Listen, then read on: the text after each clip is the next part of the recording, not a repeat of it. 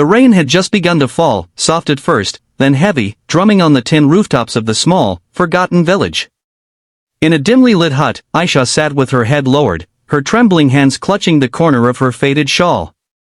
At only 17, she should have been worrying about schoolbooks and dreams of the future, but instead, she was about to marry a man who would never walk beside her. A dead man. The air inside was suffocating.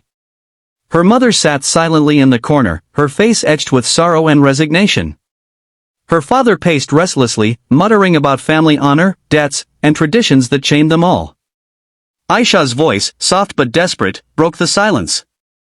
"Abba, please, how can I marry someone who has already left this world? I beg you." But his eyes, hard and weary, refused to meet hers. "It is not about what you want, Aisha. It is about our survival. If we refuse, the landlord will destroy us. This is the only way." The man she was being forced to marry, Rashid, had died just a week earlier in a city accident. He was the landlord's only son. According to the old custom in the landlord's family, if a bride was promised to a man, she must marry him even in death, ensuring the wealth and lineage stayed intact. Aisha's family had accepted the proposal years ago, binding her fate long before she could understand what it meant. Now, there was no turning back. The villagers whispered in fear, none daring to speak against the landlord's will. Aisha, though trembling, felt fire rising in her chest. She wanted to scream, to run, to escape this nightmare. But where could a poor girl like her go? The wedding was held at night, quiet and eerie. A photo of Rashid, adorned with garlands, sat in the groom's place. Aisha, her face hidden behind a red veil, was married to a ghost. Each ritual felt like chains tightening around her. The women murmured prayers, but their eyes pitied her. When the final vows were spoken, Aisha felt her soul break.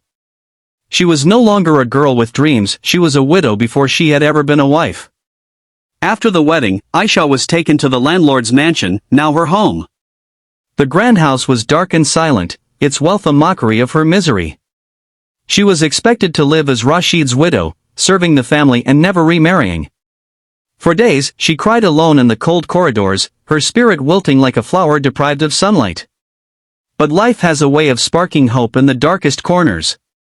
One morning, as Aisha was drawing water from the well, she overheard two servants talking. They spoke of Rashid's brother Arman, who had been sent away years ago after clashing with his father. Unlike Rashid, Arman had rejected his family's greed and cruelty. Rumor had it he was kind, educated, and lived in the city. Aisha's heart stirred.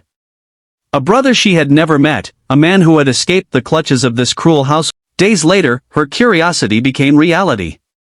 Arman returned. He was nothing like the others. His eyes held warmth instead of coldness, his voice carried compassion instead of command. When he first saw Aisha, his expression faltered, pity and anger burning within him. "They forced you into this?" he asked quietly, though he already knew the answer. She lowered her gaze, tears threatening to spill. From then on, something shifted. Arman began to notice her struggles, the way she worked tirelessly yet was treated like a burden, the way the landlord's wife scolded her, the way she walked with her head bowed, her dreams crushed under tradition. And Aisha, though wary, began to see a light in him. He encouraged her to read, slipping her books from the city. He listened when no one else cared to hear her voice. For the first time since the dreadful night, she felt seen. But happiness never comes easily. The landlord soon noticed Arman's concern for Aisha and grew furious. "She is nothing more than a servant now. Do not disgrace this family with your weakness," he thundered. The mansion echoed with his rage, and Aisha feared for Arman's safety. The villagers, too, whispered cruelly, claiming she was cursed, destined only for sorrow. Yet Arman stood firm. He challenged his father, declaring that no custom could justify destroying a young girl's life. The confrontation shook the household. For the first time, someone had spoken against the iron rule of the landlord. That night, Aisha wept, not from sorrow, but from the strange new feeling of hope. Perhaps she was not as powerless as she believed. Perhaps there was a way to fight back. Together, Arman and Aisha began to plan. He urged her to dream again, to think beyond the prison of the mansion. With his support, she learned to write her name, then entire sentences. He promised her that education could be her escape, her weapon against the chains of blind tradition. But their growing bond was soon discovered. One evening, the landlord caught them reading together. In his fury, he struck Aisha, declaring she would be locked away. Armin stood between them, shielding her with his body. His defiance was dangerous. He risked being disowned, stripped of everything.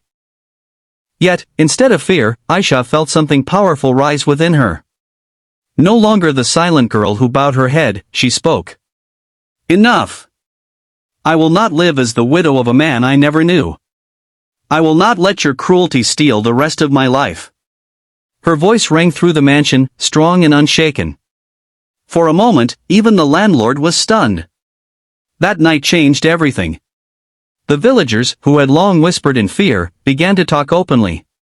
Some sympathized, others questioned why such customs still ruled their lives. Slowly, courage spread like fire in dry grass. Aisha had become a symbol not of shame, but of strength. In the end, Armin made a choice. He walked away from the wealth and land, choosing instead to stand beside Aisha. Together, they left the village and built a new life in the city. It was not easy, the world outside was harsh, survival uncertain, but for the first time, Aisha was free to live, to learn, to love. Years later, when she stood in front of a classroom full of young girls, Aisha often remembered that night of the ghost wedding. She remembered the fear, the pain, the hopelessness. But she also remembered the moment she found her voice, the moment she refused to be broken. Her story spread far and wide. People spoke of the poor village girl who had been forced to marry a dead man, only to rise stronger than anyone expected.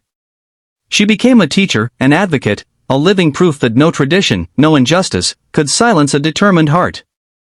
And so, the message lived on. Fate may be written in cruel ink, but courage has the power to rewrite it. Aisha's life was not defined by the chains placed upon her, it was defined by the way she broke them. And in doing so, she gave countless others the strength to break theirs too.